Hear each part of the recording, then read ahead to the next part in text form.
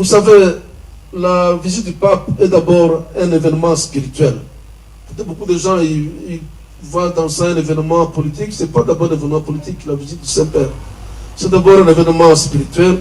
C'est une visite apostolique, une visite pastorale. Donc la première préparation pour les chrétiens, c'est la prière. Donc je ne vois vraiment pas pour quelles raisons on pourrait envisager de localiser cet événement. D'autant plus que ce n'est pas parce qu'il y a l'insécurité, qu'il y a la souffrance que le pape ne pourra pas venir. Le pape vient justement parce qu'il sait qu'au Congo, nous avons ce problème d'insécurité. Nous avons la souffrance, nous avons des déplacés, comme il y en a eu encore dernièrement à Kibumba.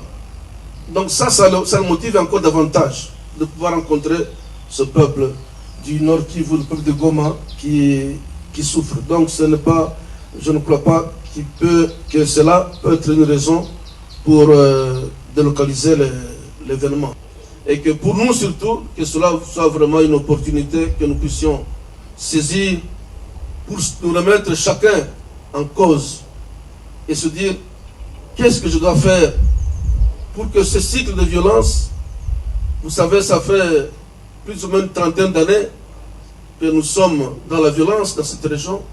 Que dois-je faire pour que cela cesse, pour que la paix revienne, pour que nous puissions retrouver la confiance mutuelle?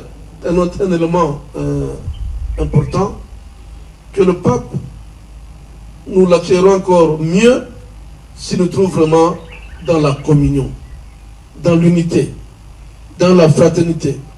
Que quand il vient, qu'il n'entende pas comme ce qu'on entend hier encore, qu'il y a eu des affrontements du côté de Runyoni.